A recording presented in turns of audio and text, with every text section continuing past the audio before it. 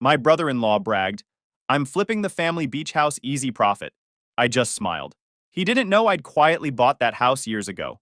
He also didn't know the contractor. Waiting outside was furious. So my brother-in-law stood in my dad's living room, holding a glass of sparkling cider like he'd just closed the deal of the century. I knew what was coming. I'd been watching Blake operate for 6 years now, and the man had a tell. That practiced smile, the way he'd position himself in the center of the room, the slight pause before dropping whatever nonsense he was about to drop. This time was going to be different, though, because what Blake didn't know was that I already knew exactly what he was about to announce. And what he definitely didn't know was that I'd quietly owned that property for the past 5 years. I'm Alex, 28 years old, and I've spent most of my life being the quiet one in my family. Not shy, just observant. While everyone else was talking, I was listening. While they were making announcements, I was making moves. It served me well, especially in my career as a software developer, where attention to detail actually matters. My family never really got that, though. To them, quiet meant boring, unambitious, forgettable. Growing up, I learned pretty quick that being loud got you noticed in my family. My brother Ryan was the athletic one, always bringing home trophies and medals. Rachel was the social one, popular and outgoing. I was the one who got straight A's, and nobody mentioned it at dinner because it wasn't exciting enough. I'd win academic competitions, and my parents would say, "That's nice, dear," while practically throwing a parade when Ryan scored a goal in some random soccer game. So I stopped trying to compete for attention. I focused on building actual skills instead of performing for an audience. Taught myself to code in high school, started freelancing in college, graduated with job offers while my classmates were still figuring out their majors. By the time I was 25, I was making six figures and living in the city, and my family still thought I was just doing computer stuff because I didn't make a production out of it. My younger sister Rachel married Blake 6 years ago. The guy showed up at a family barbecue one summer, all charisma and confidence, telling stories about his real estate ventures and investment strategies. My parents ate it up. My dad especially loved Blake because Blake talked like my dad wished he could talk. Big dreams, bigger plans, always one deal away from making it huge. The fact that none of these deals ever actually materialized didn't seem to bother anyone. I remember the first time I met Blake. He spent 20 minutes telling me about this amazing investment opportunity in some startup that was going to revolutionize the restaurant industry. I asked basic questions about their business model and revenue projections, and he got this look on his face like I'd personally insulted him. Turned out the startup folded 6 months later, but Blake never mentioned it again. He just moved on to the next big thing, the next guaranteed windfall that somehow never quite panned out. Rachel was head over heels. Blake had this way of making everything sound exciting.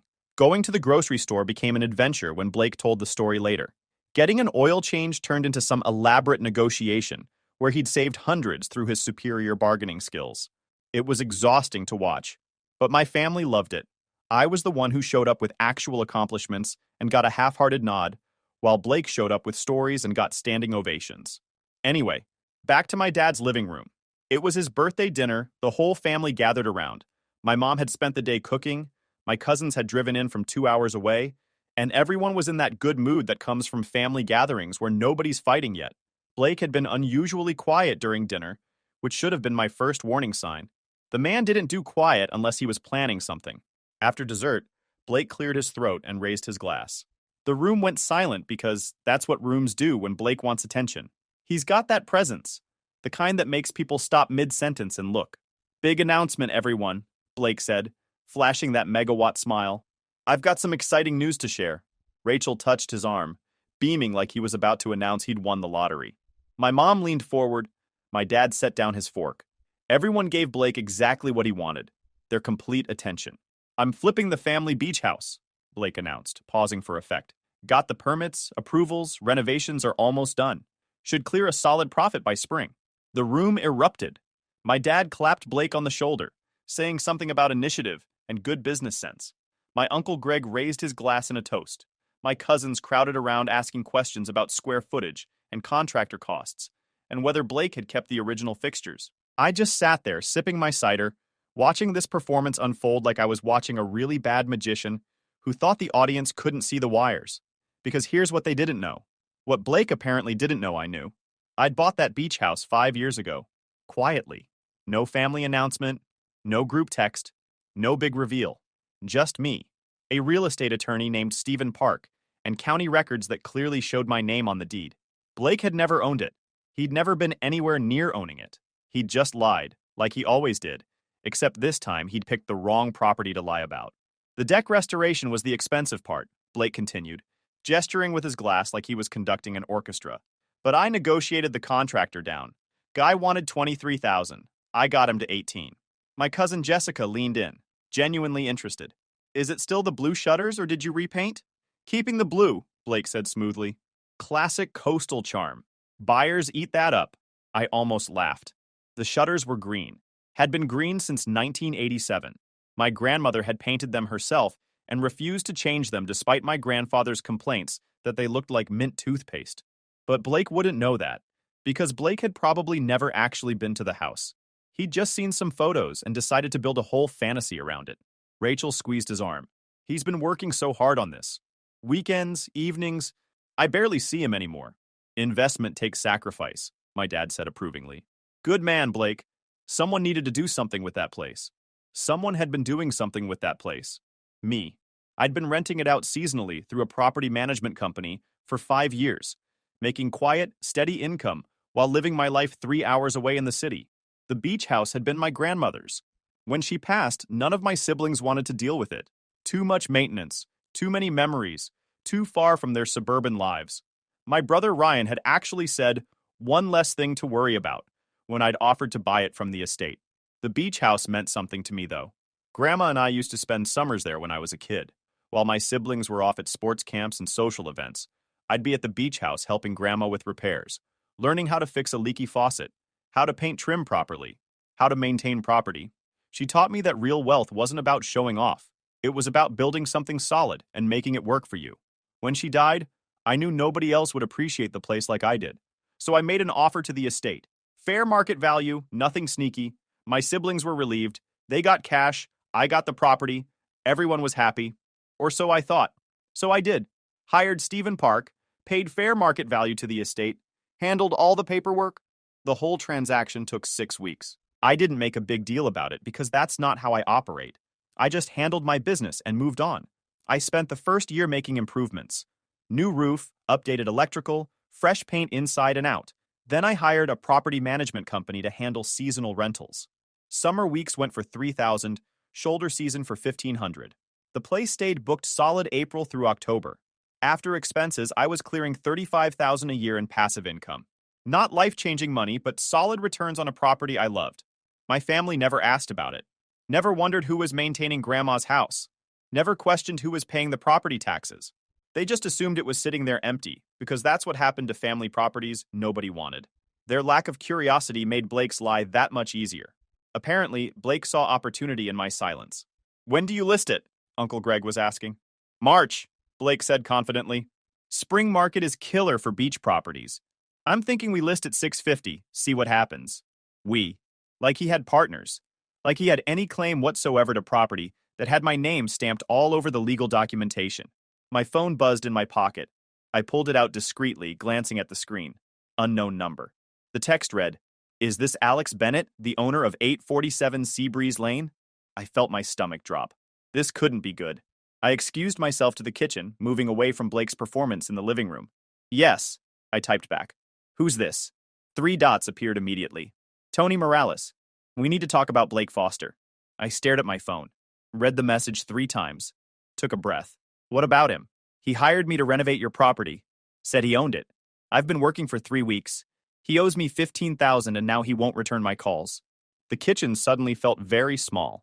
I could hear Blake in the next room, still holding court, still collecting congratulations like they were currency he could spend. And here I was holding evidence that he'd just escalated from harmless lying to actual fraud. Are you at the property now? I typed. No, but I can meet you tomorrow morning. I'm in the city. Can you send me photos of the work and any contracts you signed? The 3 dots appeared and disappeared several times. He said this was his family's beach house, that he was handling the flip personally. Are you telling me he doesn't own it? He's never owned it. Send me everything you have. The photos started coming through. New deck railings, half installed, bathroom fixtures ripped out, sitting in boxes, fresh drywall compound on the walls, work I hadn't authorized, changes I hadn't approved. Then came the contract. Blake's signature, my property address, and permit numbers I didn't recognize. I pulled up the county permit system on my phone, checked each number against the database. Nothing. The permits didn't exist. Blake had forged county documents.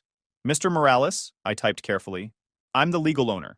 I have the deed and county records to prove it. Blake has defrauded you. I think you should contact the police. Are you serious? Completely. I'm sorry this happened to you, but I never authorized any renovations, never hired you, and never agreed to pay for anything. This is fraud. Jesus! Do you have his address? I have the address where I'm supposed to send the invoice. Someplace in Riverside County. That was where Blake and Rachel lived. 20 minutes from here. From this house where Blake was currently lying to my entire family. Send me copies of everything, I wrote. Every text, every email, every photo. I'll forward it to my attorney and we'll figure out next steps. He said the permits were approved. He showed me paperwork. It was forged. There was a long pause. Then, I've been in construction for 12 years. I've seen some shady stuff. But this? Yeah. What do you want me to do? I thought about that. About Blake in the next room. Accepting praise for a project that didn't exist. About Rachel, who had no idea she'd married a con artist. About my family, who'd always liked Blake more than they'd liked me because he was charming and I was quiet. For now, document everything, I typed. I'll call you tomorrow. We'll figure this out. Okay. I went back into the living room. Blake was explaining his renovation timeline to my cousin, who worked in commercial real estate, and should have known better than to take Blake at face value. The bathroom is the key, Blake was saying. Buyers will pay a premium for a good bathroom. Luxury fixtures, heated floors, the works. Heated floors in a beach house that would be used 3 months a year. Sure. My dad caught my eye. Alex, come tell Blake about that investment property you looked at in Portland. I'd mentioned it once, 6 months ago at a different family dinner. I was surprised my dad remembered. I walked over, stood next to Blake, looked him straight in the eye. How's the renovation going? I asked, keeping my tone pleasant. Great, Blake said without hesitation. Contractor's solid. Works ahead of schedule. That's unusual. I know, right? Got lucky with this guy. What's his name? Blake blinked. Who? Your contractor. Oh, Tony. Tony Morales. And he's been responsive? Good communication? Yeah, why? I smiled. Just curious. Contractors can be tough to manage. Not this one. Professional operation. I nodded slowly. Good to hear. Rachel joined us, sliding her arm through Blake's. He's being modest. He's been so stressed about the permits and the timeline and making sure everything's up to code. The permits came through okay? I asked. Finally, Blake said. Blake. County took forever, but yeah, all approved. That's great. Which permits did you file? He looked at me like I was speaking another language. The standard ones. Building permit, electrical, plumbing. No structural? The deck's not structural? It's a replacement. County usually requires structural review for deck replacements. Weight load calculations. Blake's smile tightened. My contractor handled it. Good contractor, I said. Rachel was looking at me strangely. Why all the questions? Just interested, I said. Real estate stuff. You know me. She didn't know me. None of them did. They knew Quiet Alex, who worked in software development and didn't talk much at family gatherings. They didn't know about the rental income I'd been quietly generating for 5 years. They didn't know I'd been studying property law in my spare time after some rental disputes. They didn't know I had a real estate attorney on retainer. They definitely didn't know I was watching my brother-in-law commit fraud in real time. I excused myself and went to the bathroom, locked the door, called Stephen Park. He answered on the second ring. Alex, it's Saturday night. This better be good. My brother-in-law is renovating my beach house without my permission using forged permits. Silence. Say that again. I explained everything. The announcement, the contractor, the photos, the fake permit numbers. Stephen whistled low. That's fraud. Like actual criminal fraud. I know. Have you contacted the police? Not yet. I wanted to talk to you first. You need to file a report tonight, and you need to document everything. Every conversation, every text, every photo that contractor sends you. What about my family? What about them? They think he's legitimate. Rachel's married to him. Alex. Stephen's voice went serious. He's committing fraud using your property. He's lying to a contractor. He's forging government documents. This isn't a family dispute. This is a crime. I know. So what do you want to do? I looked at myself in the mirror. Quiet Alex. Overlooked Alex. Alex who never made waves. I want to let him hang himself, I said. Stephen was quiet for a moment. Meaning? He's announced the flip publicly to my entire family. He's committed. He can't back out now without admitting he lied. Okay, so I'm going to document everything. Let him keep talking, and when the time is right, I'm going to show everyone exactly who he is. That's risky. What if he causes more damage to your property? The contractor's legitimate. He's not going to trash the place. And honestly, the work probably needed to be done anyway. I'll just make sure Blake pays for it through legal channels. Through legal channels? Steven sighed. You're my client, so I'll support you. But Alex, be careful. Family stuff gets messy, and this guy sounds desperate. I'll be careful. I hung up and went back to the party. Blake was showing someone photos on his phone. Before pictures, he was explaining. Place was a disaster. Hasn't been updated since the 90s. I'd updated the kitchen in 2021. New appliances, new countertops, new backsplash. The photos he was showing were from a real estate listing I'd seen online for a completely different property. This wasn't just fraud. This was elaborate, premeditated fraud. I stayed for another hour. Watched Blake collect congratulations like currency. Watched Rachel glow with reflected pride. Watched my dad pat Blake on the back and say things like, always knew you had it in you. And, that's how you build wealth. Nobody asked me how I was doing. Nobody asked about my job or my life, or whether I'd been to the beach house recently. I was invisible, like always. Which it turned out was exactly where I needed to be. I met Tony Morales 2 days later at a coffee shop in Riverside County. He was mid-40s, weathered hands, tired eyes. He brought a file folder 6 inches thick and looked like he hadn't slept in days. I've been doing this for 12 years, he said, spreading documents across the table. I've worked with homeowners, investors, flippers. Thought I could spot a con from a mile away? Turns out I was wrong. Tell me how he approached you. Job board posting. Said he'd inherited a family beach house and wanted to modernize it for resale. Had photos, detailed plans, seemed professional. Tony showed me the original posting. It looked legitimate. He gave me the address, said he had the permits ready. Met me at a coffee shop, though. Not the property. Said he was too busy with work. That should have been a red flag. Legitimate owners meet contractors on site. Did he show you proof of ownership? Said his name wasn't on the deed yet, that it was still in his grandmother's estate. Showed me what looked like estate documents. Looking back, those were probably forged too. My grandmother. Blake had used my grandmother's passing to legitimize his con.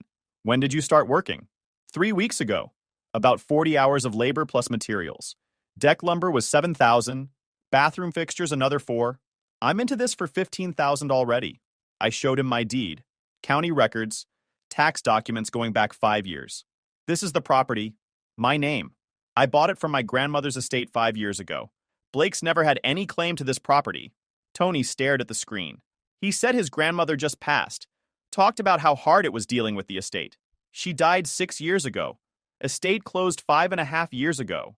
Jesus. Do you have the permits he showed you? Tony pulled out photocopies.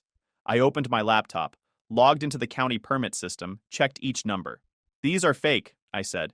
These permit numbers don't exist in the county database. How did he forge them?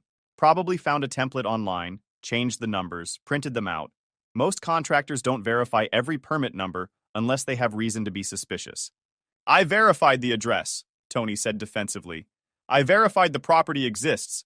I didn't think to verify the permit numbers, because why would someone go through all that trouble to fake them? Because he's desperate, or compulsive, or both. I pulled up more county records. Property tax payments, all current, all paid by me. Rental income documentation. 5 years of legitimate property management. I need to file a police report, Tony said. You should. I'm going to file one too. When? After I talk to my sister. Tony looked at me. She doesn't know. I don't think so. She seems genuinely happy for him. You're going to tell her her husband's a fraud. I'm going to show her the evidence and let her draw her own conclusions. Tony leaned back in his chair. You're a better man than me.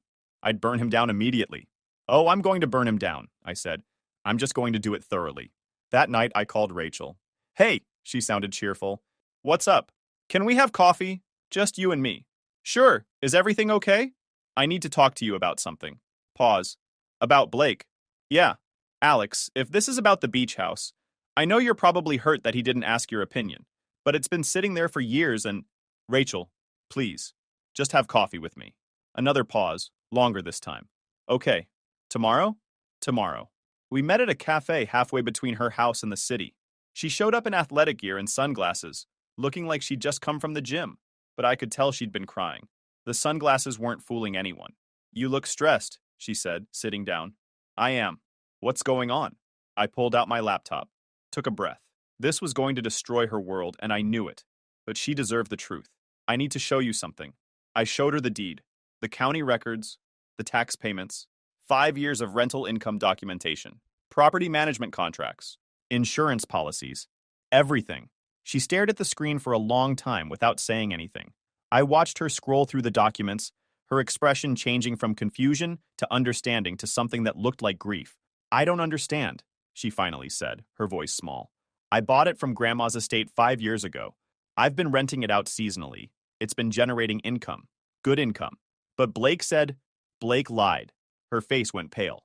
No, he said the family was handling the estate transfer, that it was complicated, that he was helping coordinate everything. There was no transfer. I bought it outright in 2019. The estate closed 6 months later. Everything's been legally settled for years. I have all the paperwork, every tax payment, every rental contract. It's all documented. Then why would he? She stopped, looked at me. Oh God, the announcement. At Dad's party. That wasn't real. None of it was real.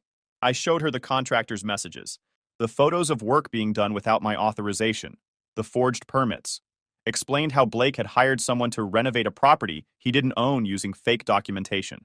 How that contractor was 3 weeks into the job and Blake owed him $15,000. Rachel's hand started shaking. This is a mistake. He probably just... Rachel, look at the permit numbers. I checked them in the county database. They don't exist. He created fake government documents. She looked. I pulled up the county permit system on my laptop, showed her how to search, showed her the permit numbers Blake had given Tony, then showed her the database results. No permits found. I watched her face change as reality settled in, the denial fading, the understanding creeping in, the devastation following close behind. How long have you known? She whispered. Since Dad's birthday party. The contractor contacted me that night, and you didn't tell me. I wanted to have proof first. I wanted to make sure I wasn't wrong. Are you wrong? No. She put her head in her hands. Oh God. I'm sorry. Don't apologize. You didn't do anything wrong. She looked up, eyes wet. What are you going to do? I need to file a police report. The contractor's already talking to a detective. This is fraud, Rachel. It's a crime. He's my husband. I know. We have 2 kids. I know. She was crying now. Real tears, not the performative kind. How could he do this? I don't know. Was it just the beach house? Or has he been lying about other things? I hadn't thought about that. I don't know. She pulled out her phone, scrolled through something. 6 months ago, he said he'd gotten a promotion, that his salary was increasing, but we never saw the extra money. He said it was going into investments. What kind of investments? He wouldn't give me details. Said it was complicated. Said I should trust him. Red flag. Big red flag. Rachel, you should talk to a lawyer. Not about divorce necessarily, but about protecting yourself and your kids financially. I can't believe this is happening. We sat there in silence while she processed. Other customers came and went. The barista called out names. Life continued around us, while my sister's world collapsed. What happens next? She finally asked. I'm going to file a police report tonight. The detective will probably want to talk to Blake. The contractor will likely sue for payment. Can he go to jail? Possibly. Fraud, forgery, theft by deception. Depends on how the DA wants to charge it. She wiped her eyes. Our kids. I know. Everyone's going to find out. Yeah, Dad's going to be devastated. Dad believed Blake's lie. That's not on you. She looked at me. Really looked at me. Why didn't you say something at the party? When he was lying to everyone? Because I needed to be sure. And because I wanted to give you a chance to hear it from me first. Thank you. You're my sister. She started crying again. I'm so sorry for all of it. For not asking about the house. For not checking with you. For just assuming. Don't. I should have. We all should have. We should have asked you what you'd done with Grandma's house. Who'd been maintaining it? Who'd been paying the taxes? We should have paid attention. But they didn't. Because Blake was charming and confident and knew exactly what to say. And I was just Alex. I filed the police report that night. Detective Karen Mills from the Property Fraud Division called me the next morning. Mr. Bennett, I've reviewed your report and the documentation you provided. This is pretty clear-cut fraud. I'm going to need to interview Mr. Foster. He doesn't know I reported it yet. That's probably better. Can you come down to the station this afternoon? I want to get your full statement on record. I spent 2 hours at the Riverside County Sheriff's Station going through everything. Detective Mills was thorough, mid-50s, 22 years on the force, patient and methodical. She had this way of asking questions that made you want to tell her everything, like she genuinely cared about getting to the truth. We went through it all. Timeline of my purchase, documentation of ownership, the rental income history, the property management contracts, the night of my dad's party and Blake's announcement, the contractor's contact, the forged permits. Every detail mattered. Has Mr. Foster attempted to contact you directly? She asked, making notes in a worn leather notebook. No, he doesn't know I know. As far as he's concerned, everything's going according to plan. And your sister? I told her 2 days ago. She's trying to process it. She had no idea. Has she confronted him? I don't know. I told her to talk to a lawyer first. Protect herself and the kids before he knows the walls are closing in. Detective Mills made more notes. Smart advice. We've seen cases like this before. When people realize they're caught, they sometimes do desperate things. Empty bank accounts, take out loans, try to hide assets. You think he might do that? I think desperate people do desperate things, Mr. Bennett. And your brother-in-law sounds desperate to me. She walked me through what would happen next. Search warrant for Blake's residence and electronic devices. They'd be looking for evidence of the forged documents, communications with the contractor, anything that showed intent to defraud, financial records that might show motive, other potential victims or fraudulent schemes. We're going to execute a search warrant on his residence. Look for evidence of the forged documents, communications with the contractor, anything that shows intent. When? Probably next week. I need to coordinate with the DA's office. We want to make sure everything's done by the book. No mistakes that could compromise the case. What about the contractor, Tony Morales? He's filing a separate civil suit, but his evidence supports the criminal case. Forged permits alone are enough for serious charges. Add in the fraud against a contractor, the attempted theft by deception, and we're looking at multiple felony counts. Could he do prison time? If convicted, absolutely. This isn't white-collar crime where people get a slap on the wrist. He forged government documents. That's serious. The DA doesn't mess around with that kind of thing. I left the station feeling strange, like I'd set something in motion I couldn't stop, which was exactly what I'd done. 3 days later, my father called. Alex, what the hell is going on? What do you mean? Rachel called me crying, said something about Blake and fraud in the beach house. She wasn't making sense. I took a breath. Dad, I own the beach house. I bought it from Grandma's estate 5 years ago. Blake doesn't own it. He never did. Silence. He hired a contractor to renovate it using forged permits. The contractor's 3 weeks into the job, and Blake hasn't paid him. I filed a police report. There's an active investigation. More silence. Dad? You're telling me Blake lied? At my birthday party? In front of the whole family? Yes. And you knew? I found out that night. The contractor texted me during the party, and you didn't say anything. I wanted to have all the facts first. I wanted to talk to Rachel privately. I wanted to handle this the right way. The right way would have been to expose him immediately. So Rachel could be humiliated in front of everyone in real time? That stopped him. She's your daughter, I said quietly. I protected her as much as I could. Another long silence. I can't believe this, he finally said. Neither can I. What happens now? The police investigate. The DA decides whether to press charges. The contractor sues. Blake faces consequences. And Rachel? She's talking to a lawyer about protecting herself and the kids financially. Jesus Christ. Yeah. He hung up without saying goodbye. The search warrant came through on a Tuesday morning. Detective Mills called me at 9:47. We executed the warrant at Mr. Foster's residence this morning. Wanted to update you on what we found. I was at my desk at work. Stood up, walked to an empty conference room for privacy. What did you find? The forged permit templates on his computer. Multiple drafts, different versions. He'd been working on them for weeks, tweaking them to look more authentic. Email communications with the contractor where he explicitly claimed to own the property. Screenshots of your grandmother's obituary that he'd saved. Financial records showing he's underwater on credit card debt to the tune of $48,000. I sat down hard. $48,000? $48,372 to be exact. Spread across 7 different cards. All of them maxed out or close to it. Some in collections. The man's drowning financially. Rachel has no idea. Based on what we're seeing, he's been hiding a lot from her. Separate bank accounts she didn't know about. Credit cards in his name only. Loan applications for debt consolidation that got denied. He was desperate. He was desperate. Probably thought flipping the house would solve his money problems. Pay off the cards, maybe pocket some extra cash.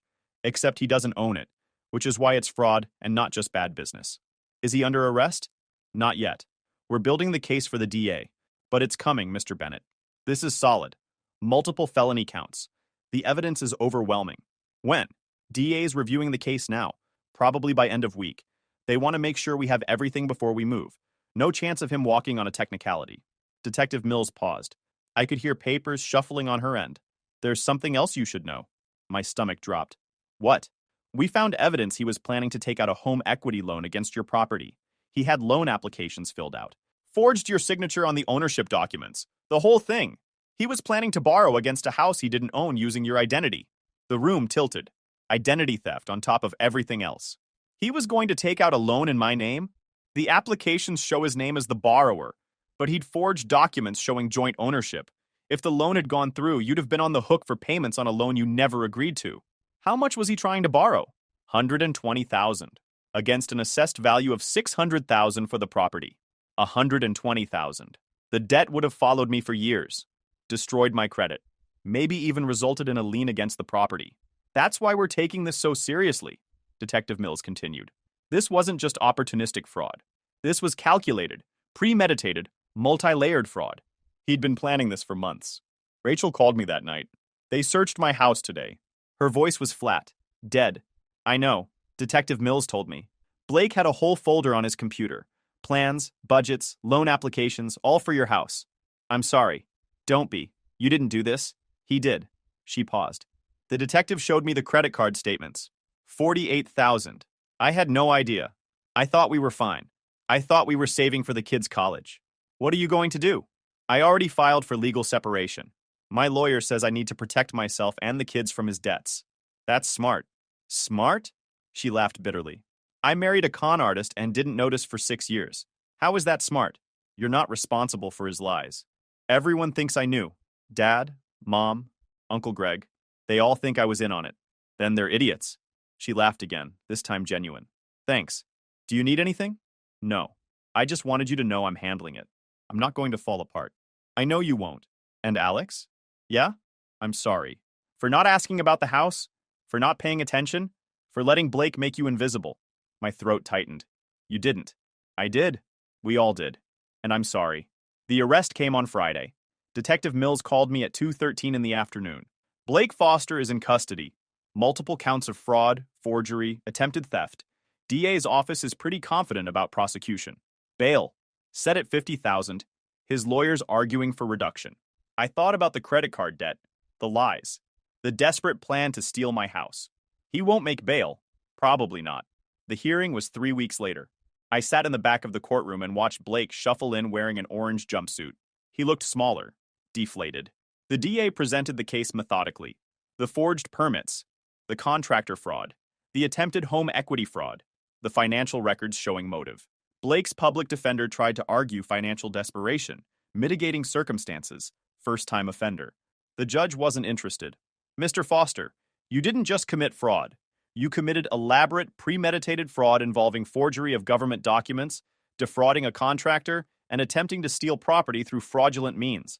This demonstrates a pattern of deception. Bail was denied. Trial date set 3 months out.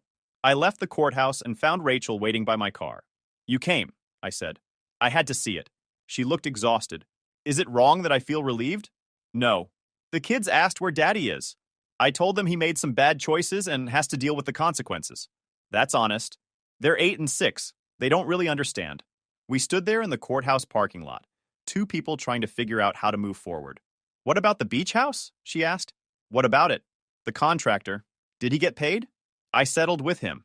Agreed to pay for the work since it needed to be done anyway. He's finishing the deck and bathroom at cost. That's generous. He was a victim too. She nodded. Are you going to sell it? No. I'm going to keep renting it. It's good income. Blake said you'd been wasting it. That it was just sitting there. Blake lied about everything. Yeah. She looked at me. I'm going to tell Dad the truth. About how you bought it years ago. About how you've been managing it. About how you handled this whole thing to protect me. You don't have to. Yes, I do. Because you're not invisible, Alex. And I'm done letting our family treat you like you are. The trial was quick. The evidence was overwhelming. Blake took a plea deal. 3 years minimum security. Restitution to Tony Morales. Permanent restraining order from my property. My father called me the night the plea was announced. I owe you an apology, he said without preamble. Okay. I believed Blake because he was loud and confident. I ignored you because you were quiet. That was wrong. Yeah. Your grandmother would have been proud of you for buying the house, for managing it well, for handling this situation with integrity. Thanks, Dad. I'm proud of you too. I should have said that years ago. I didn't know what to say to that. Anyway, he continued awkwardly, your mother and I want to have you over for dinner. Just you. Not a big family thing, just us. I'd like that. I drove to the beach house 6 months after Blake's sentencing. Tony Morales had finished the renovations. Beautiful work. Exactly what the place needed. New deck, updated bathroom, fresh paint throughout. The man had taken pride in his work, despite everything that had happened. If you enjoyed this video, please hit that subscribe button. It really helps the channel and help us bring you more and better stories. Thanks.